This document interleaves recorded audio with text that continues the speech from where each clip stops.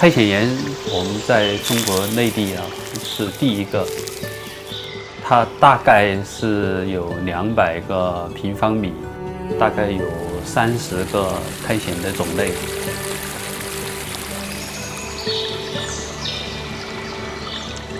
它是从这个深圳的这个最高峰梧桐山上面流下来的，比较清洁的水。福登藓呢，它是最喜欢水的，它叶子长得就是非常美。灰藓喜欢干燥一点的环境，比如说石头上面。蚁藓长得像一个羽毛，在优苔岩里头最优势的一个种类。潮湿的环境或者略微干燥点的环境，它都适应了。打底苔藓主要是控制杂草因为杂草的生长的速度要比苔藓来得快。这个地方沿的是一个比较自然的沟谷。在2018年的9月份，有一场超强的台风，很多的大树都被它吹倒了，然后想用一种新的方式，比较自然的方式来恢复它。其实这个也是一个契机，吹倒以后，它就打开了一些天窗。苔藓也并不是说不需要阳光，倒的树，然后我们就直接就是没有移走，因为有些苔藓它是可以长在这个倒木或者腐木上的。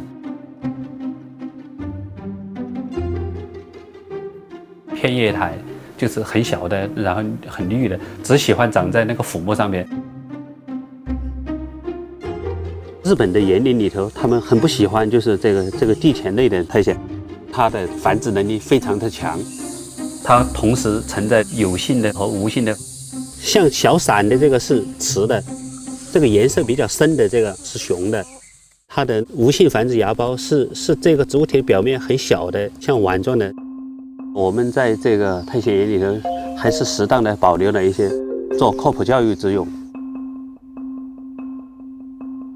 我们要尽量减少人工的东西，包括我们走路的栈道，它底下都是空的，雨水可以下到底下，小动物自由穿过，没有产生障碍。尽量接近自然的方式，苔藓生长的那个环境。苔藓是在地球上最早从水生环境登上陆地的植物，吸收养分和水分主要是靠植物体的表面，它不是靠根。缺水嘛，它就进入休眠的状态，水分一来或者下一点点毛毛雨，它就马上打开了。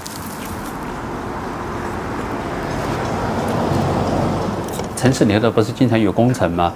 然后有一个斜坡，用了混凝土去浇灌，其他植物完全不能生长。苔藓在这种环境里头，它就是一个先锋。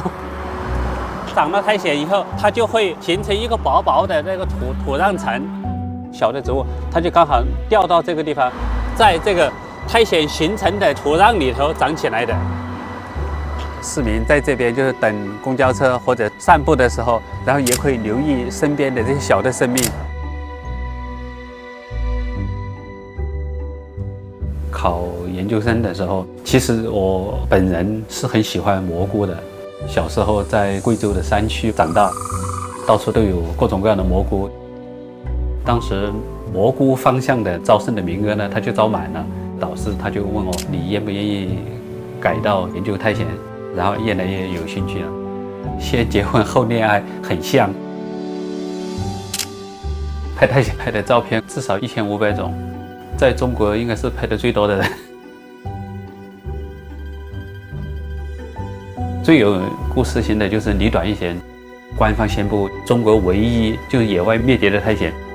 幸运的是，我们在2012年就夏天到西藏的进行野外调查的时候，就采集到1份标本。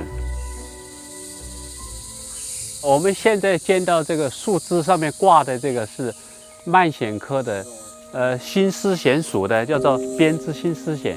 它习惯于就是云雾缭绕的环境。植物体长得很长的原因是它可以增加这个表面积，接收这个阳光的机会变大。有些时候也会有一些共鸣吧。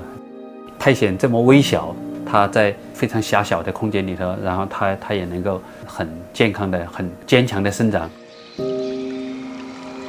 早晚的时候，阳光会斜射到优台园，返景入森林，浮照青苔上，甚至会有点禅意。有些他就说，啊，这个地方像世外桃源当中的世外桃源。